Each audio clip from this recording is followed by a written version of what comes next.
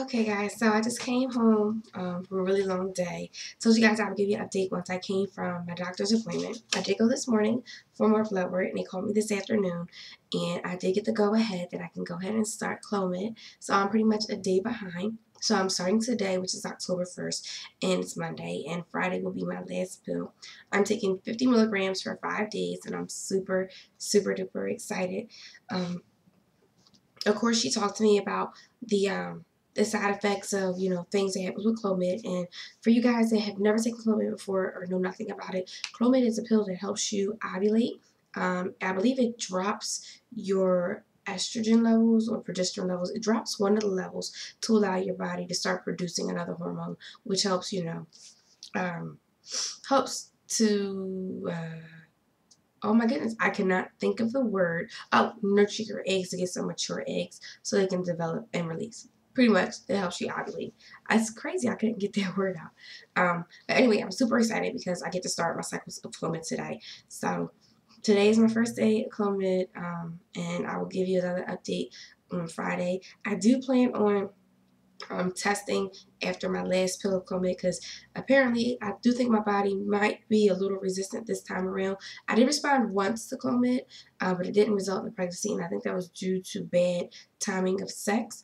But other than that, I do know how to use the ovulation test strips. Now, I do have one that I have never used before, and that is this brand right here. And this is from earlypregnancytest.com. And of course, this is their ovulation test strips. I'm going to use theirs in conjunction with, I also have its answered ovulation test. And this is like the daily tracker.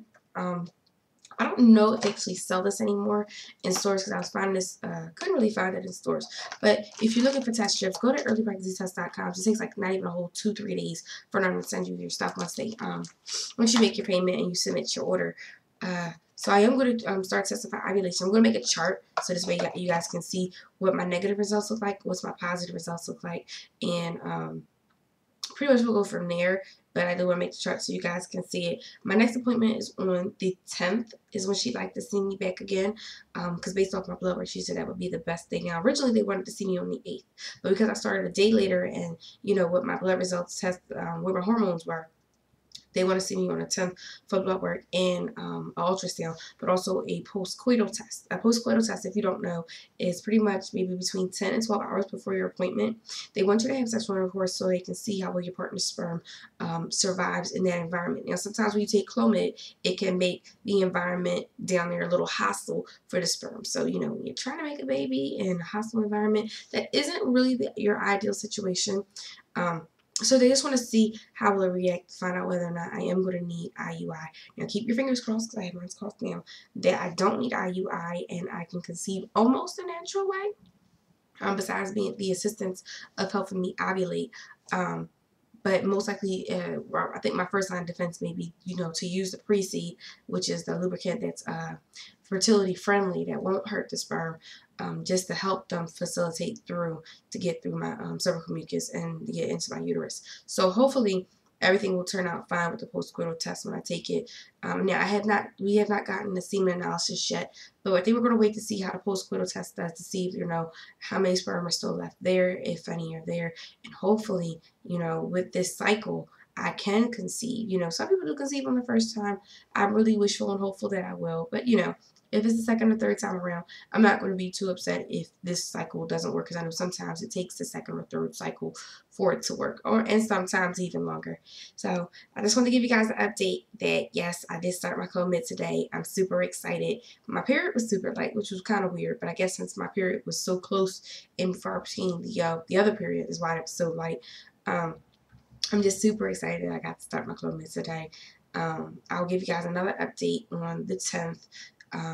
Unless something happens in between now and then, and just let you guys know like everything that's going on with me. I'm just like right now super excited that I get to start to try because I get to take my Clomid. That's what I've been waiting for like all this time. Like I think the anticipation of the wait of when you get to start your cycle and everything else, because I have Graves' disease.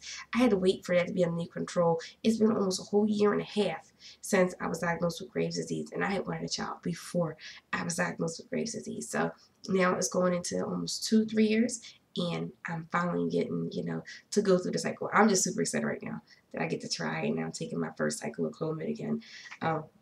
So I have already started taking my prenatal pills, which you guys already knew.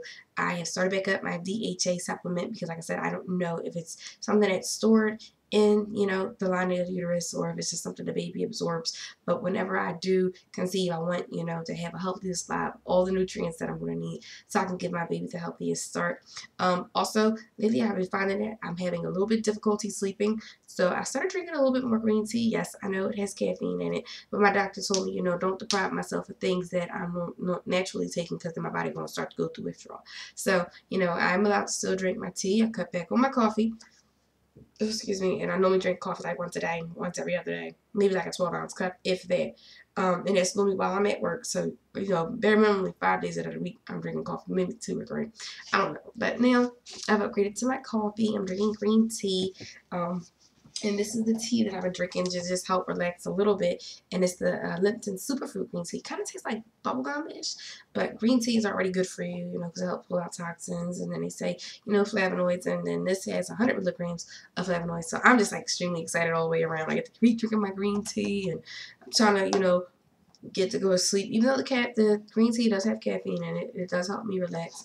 And I did get an okay. I actually called my doctor. I had to call in both my doctors to get an okay to take this. But I do take 3 milligrams of melatonin to help me sleep, and I do take it right before I'm trying to go to bed.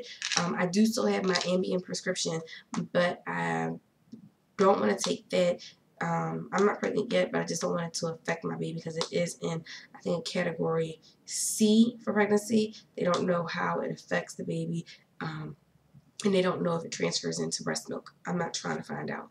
So it's starting to take, just like I said, 3 milligrams of melatonin before I go to bed, and I only use it when I'm really trying to get to sleep, and I can't because this is not in any class, so I don't want it to have any negative effects on my baby. But I did get an okay that I can take it, but, you know, not to like overdose on it and anything else of that nature.